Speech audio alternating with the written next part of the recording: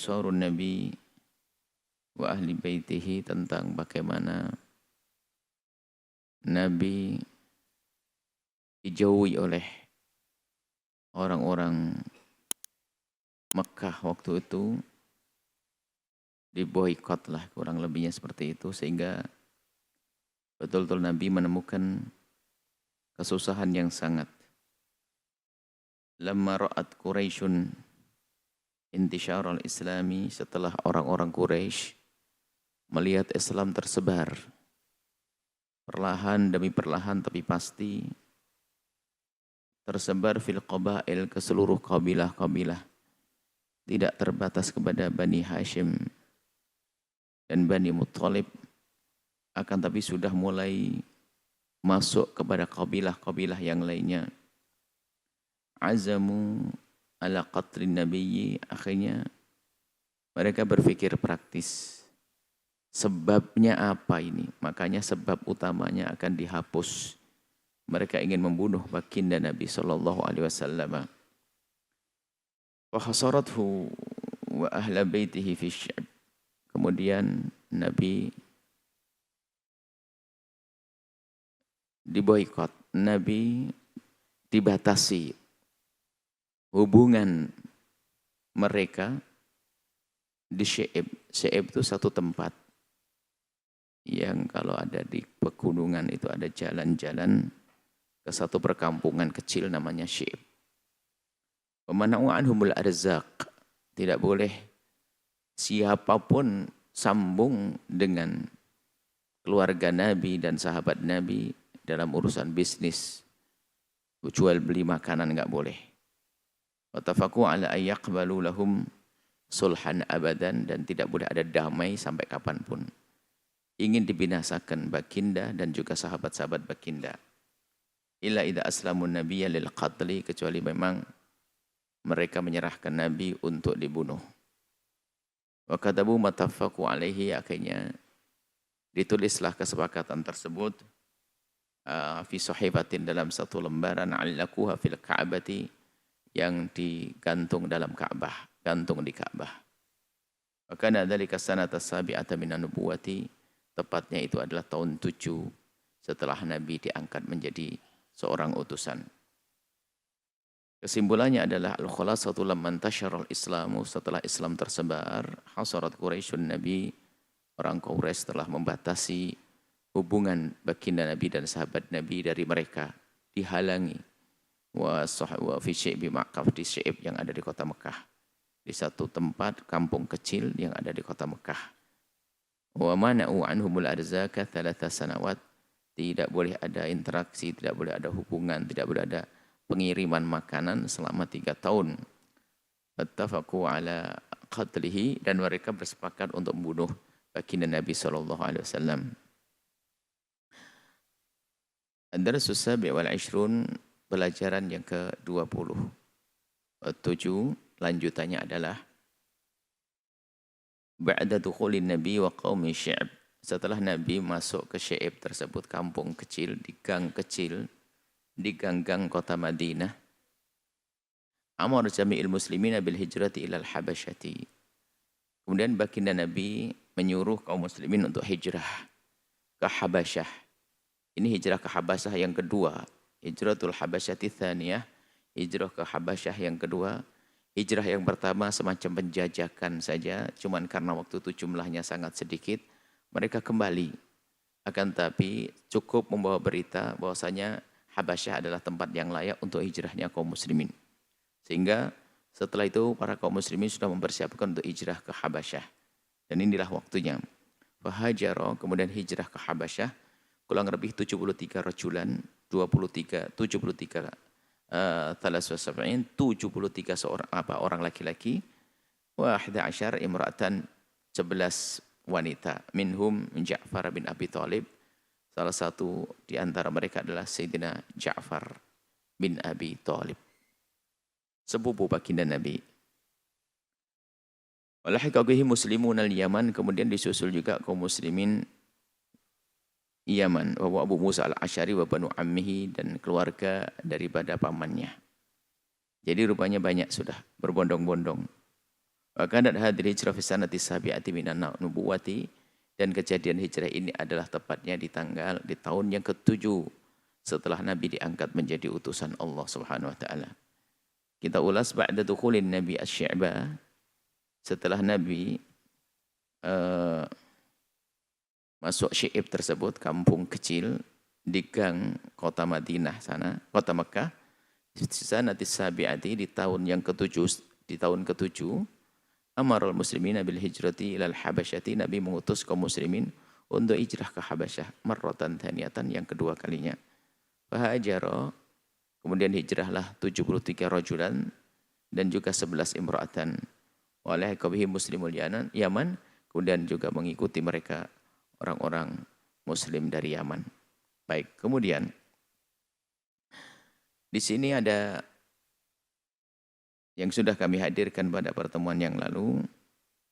Nabi rela dengan kemiskinan, rela dengan ketertindasan, biarpun sebelum dilakukan pencekihan secara ekonomi, secara kemasyarakatan. Jadi nggak boleh Nabi berinteraksi dengan mereka. Sebelum itu memang sudah ditawarkan baginda Nabi kalau seandainya mau menyerah, lalu tidak lagi menyebarkan dakwah, maka Nabi akan diberi oleh mereka kekayaan apapun. Tapi kenyataannya Nabi tidak menginginkannya, dan memang dakwah seperti itu. Dakwah tidak boleh dengan bohong. Bahkan dari kisah ini pernah kami hadirkan dalam satu kisah politik ya. Politik, kisah politik. Kalau politik sekarang kan sudah tidak peduli, yang penting saya naik dulu, baru setelah itu saya berdakwah. Kalau berpolitik dengan asas bohong, Nabi tidak akan merasakan semacam itu. Mestinya kalau cara berpolitik orang hari ini kan begini saja. Sudahlah Nabi Muhammad biar nanti dia dapat uang banyak, dapat kekayaan, dirajakan di sana, setelah itu baru dakwah, kan begitu. Sudah, yang penting jadi bupati dulu, biarpun caranya salah, nanti setelah itu bikin masjid yang banyak, kan begitu. Tapi tidak, dakwah nggak boleh begitu. Maka kalau jadi bupati yang benar caranya, jadi gubernur yang benar caranya, jadi presiden yang benar caranya. Sebab biarpun tujuannya baik, kalau caranya nggak baik, maka tetap nggak baik hasilnya. Maka Nabi contoh, kalau seandainya cara licik itu boleh, Nabi mengatakan, iya, aku terima, aku akan angkat jadi pemimpin, kekayaan dan segala macam mana. Setelah itu dengan begitu langsung dilibas balik, beres. Tapi Nabi tidak melakukan itu semuanya. Pun demikian memang musuh-musuh Islam selalu mencoba merongrong, merendahkan baginda, yaitu diantaranya mengatakan baginda Nabi adalah memang berebut kekayaan. Mana berebut kekayaan? Ditawarkan, Nabi nggak mau kok. Nabi tidak mau itu semuanya. Bahkan ditawarkan dengan segala macam yang dibutuhkan ahli dunia waktu itu. Mulai dari kerajaan, kekayaan, kepemimpinan, diberikan kepada baginda, tapi Nabi tidak menerimanya. Kemudian Nabi tidak tega melihat umatnya seperti umat beliau seperti itu laku. Nabi mengizinkan mereka untuk hijrah. Dan memang lumayan hijrah banyak sekali, rombongan hijrah dari Makkah dan juga sebagian dari kaum muslimin yang datang dari Yaman. Kemudian ad-darsu tsamin wal 20, ini kisah Islamnya Islamu Malikil Habasyati, yang kemarin sudah kami singgung. Raja Habasyah itu pada akhirnya juga masuk Islam. Lamma alimat Quraisyun bihijratil muslimina ilal Habasyati, tatkala orang Quraisy mengetahui kaum muslimin hijrah ke Habasyah. Yang dulu kan belum. Jadi kisah kemarin hijrah yang pertama itu belum sampai beritanya tersebar seperti saat ini. Yang ini sudah ramai. Kaum muslimin mau berangkat ke Habasyah dengan jumlah yang gede. Jadi orang-orang Quraisy itu sudah hanya bukan ingin menjaga kelompoknya saja, untuk menjaga orang Quraisy dari agama Nabi, sudah menjadi kebencian. Karena kalau hanya sekedar menjaga negerinya saja, menjaga kemaslahatannya saja, mestinya mereka akan diam di saat para kaum muslimin hijrah. Alhamdulillah, biarkan pergi sana, kan gitu. Tapi tidak. Orang-orang Quraisy ingin menjadikan baginda Nabi nanti dan juga sahabat-sahabat baginda Nabi itu terlunta-lunta. Pokoknya pengen tersiksa sampai kapanpun dan dimanapun. Arsalu rajula ini akhirnya orang Quraisy mengirim 2 orang bihadaya. 2 orang ini adalah pertama Amr bin As yang kemarin kita ceritakan dan Amarah ibn al-Walid. Bihadaya dengan hadiah kepada Raja Habasyah. Tolaba 2 orang ini mewakili minhu ya ayarudda dari Quraisy untuk menolak man hajara minal muslimin. Pokoknya kaum muslimin jangan diterima. Intinya gitu. Fa'aba an-Najasyi taslimahum. Cuman Najasyi bukan raja abal-abal. Ini raja berpikir. Orang datang ke sini tentu ada sebuah tujuan. Aku pengen tahu dulu tujuannya apa. Justru mungkin secara rasa penasaran. Kenapa kok ada orang datang kok tiba-tiba menghalangi. Ada apa dengan orang ini? Fa'abah an-Najasyi taslimahum. Najasyi nggak mau untuk menyerahkan kembali orang-orang yang hijrah ini untuk dikembalikan ke Makkah. Maksudnya suruh jangan diterima biar balik ke Makkah kan disiksa di Makkah. Itu setelah ba'da'an akhbarahu Ja'far bin Abi Thalib bi haqiqatid dinil islami. Setelah Ja'far bin Abi Thalib menjelaskan tentang kebenaran hakikat agama Islam.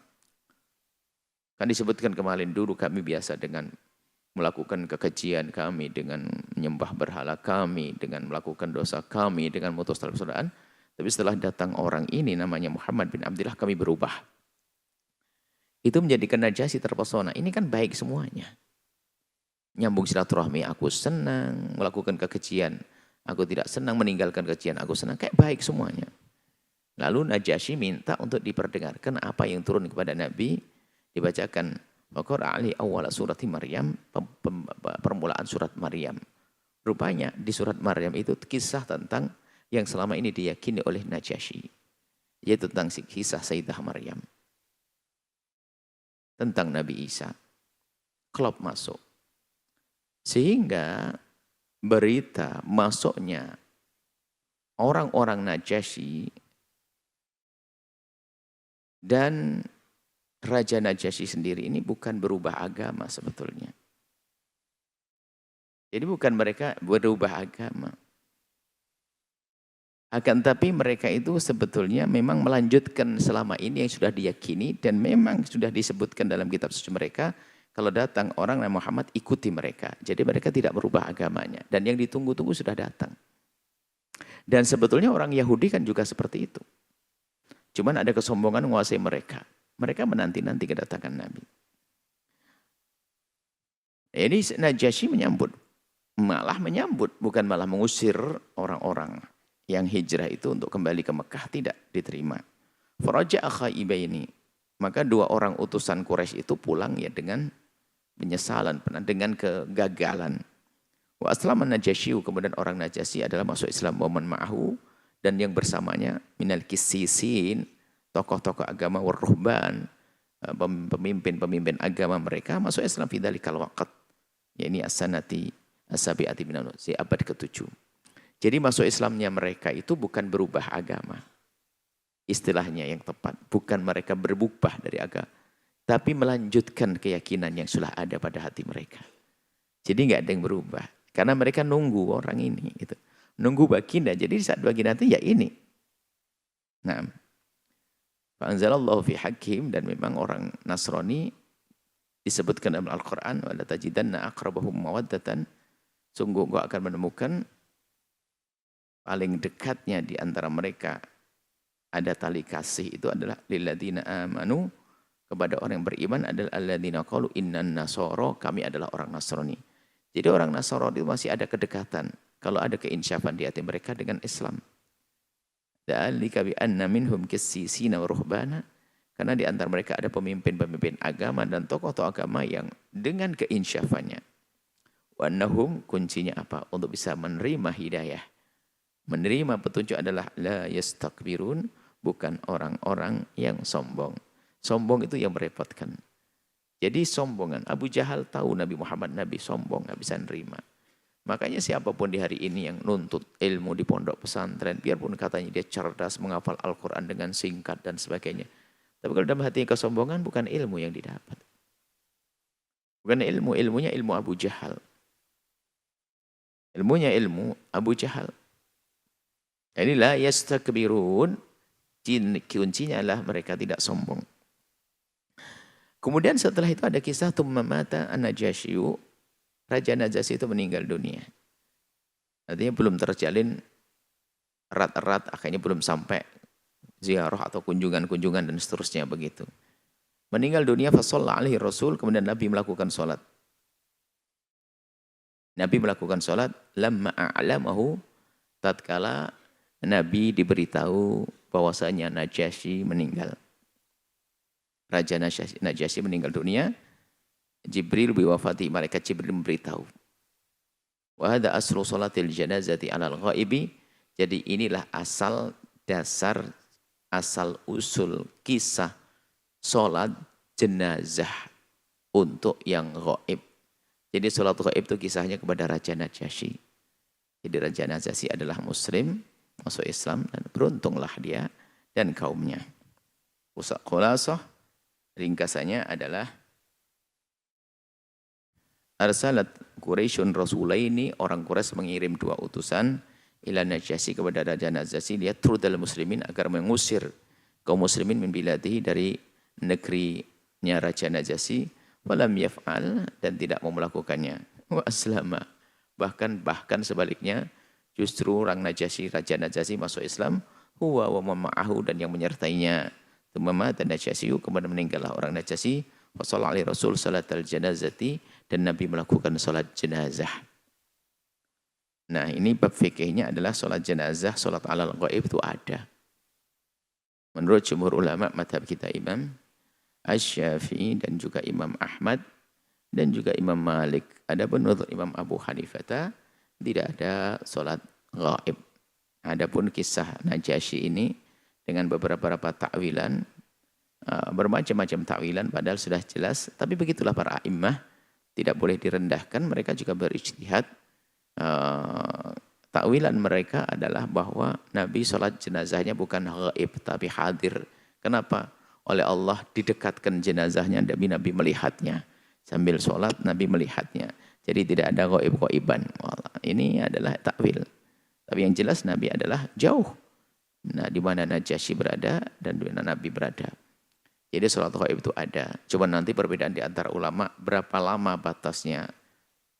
Kemudian dengan catatan sama, diduga mereka sudah dimandikan. Sebab kalau dimandikan kan tidak bisa disolati. Kemudian apakah kalau nggak ada batasnya berarti kita boleh dong nyolatin ghaib sahabat Nabi, kan gitu ya. Itu perbedaan di antara para ulama ya. Yang perbedaan ulama tentunya semuanya adalah berdasarkan juga pemahaman-pemahaman yang bisa diterima. Karena pasti mereka mendatangkan beberapa hujjah. Yang jelas sholat ghaib adalah ada. Khurujun Nabi minal khisar. Setelah itu pelajaran Tasi'ul Ishrun yang ke-29, keluarnya Nabi daripada pemboikotan ini, daripada kezaliman mereka ini. Bisanatil ashirati minan nubuwati, di tahun yang ke-10 setelah Nabi diangkat. Ittafaqa khamsatu min asyrafi Quraisyin. Rupanya ada yang terbuka hatinya dari orang-orang Quraisy 5, bukan dari golongan Banu Hashim dan Banu Muthalib.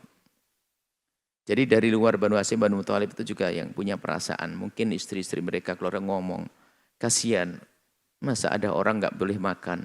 Jadi kayak kalau seandainya di Cirebon begini ada orang di daerah mana itu telah tidak boleh makan, kan kasihan, mungkin ada korban meninggal dan sebagainya. Yang lain mulai tumbuh hidup hatinya. Lalu mereka naqadus sahifata, membatalkan perjanjian. Sudahlah, 5 dari pembesar Quraisy, bukan dari kelompok pengikut Nabi, tapi dari luar pengikut Nabi. Lah ini tanda kemurahan Allah, bahwasanya dari orang yang berbeda pun sudah mulai ada kebuka hatinya. Naqadus sahifata, surat perjanjian atau satu kesepakatannya itu dibatalkan. Maksudnya sudah jangan dilanjutkan, itu kasihan kelompok Nabi Muhammad ini. Fa kharaja Nabi wa man ma'ahu minal khisar, akhirnya Nabi keluar daripada kedoliman tersebut. Ba'da an makathu fi Syi'ib, setelah tinggal di Syi'ib qariban min 3 sanawat, 3 tahun mondok. Mondok enggak dikasih makan 3 tahun. La asilu ilaihim syai'un min at-ta'am, enggak ada makanan yang sampai kepada mereka ila khufyatan, kecuali sembunyi-sembunyi. Ta'akalu waraqas syajari, sehingga sampai mereka makan daun-daunan keras dari pohon-pohon yang ada. Adapun kisahnya juga di samping memang di hati mereka. Jadi Allah menggerakkan hati mereka sadar dan menggerakkan rayap.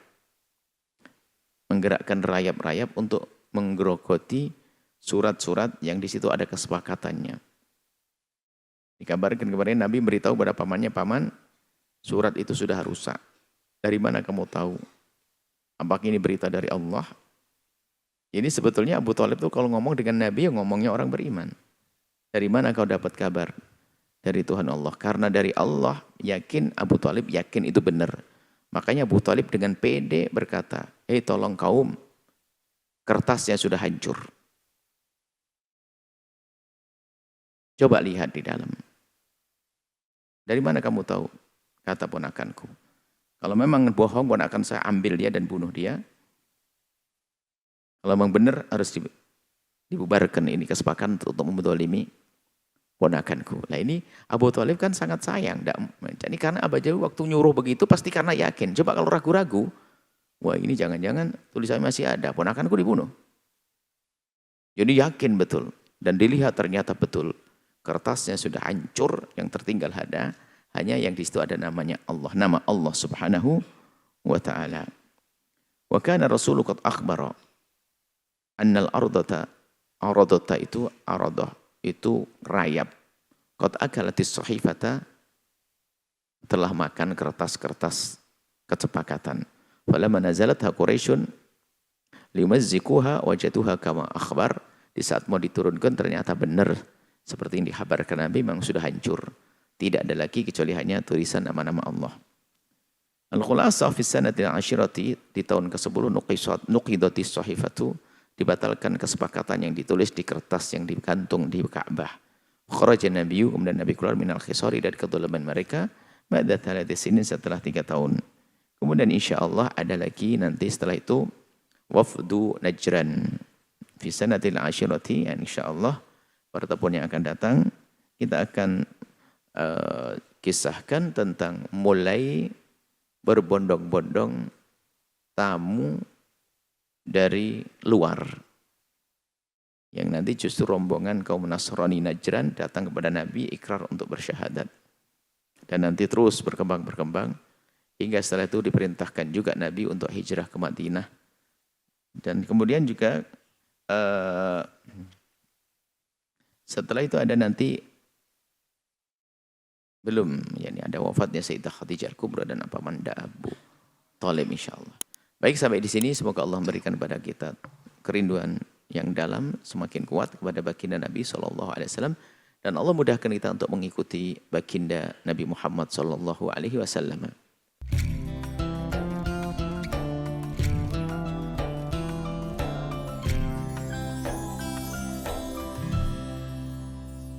Sahabat Al-Bahjah TV, setelah menyaksikan video ini, jangan lupa bersolawat kepada baginda Nabi Muhammad.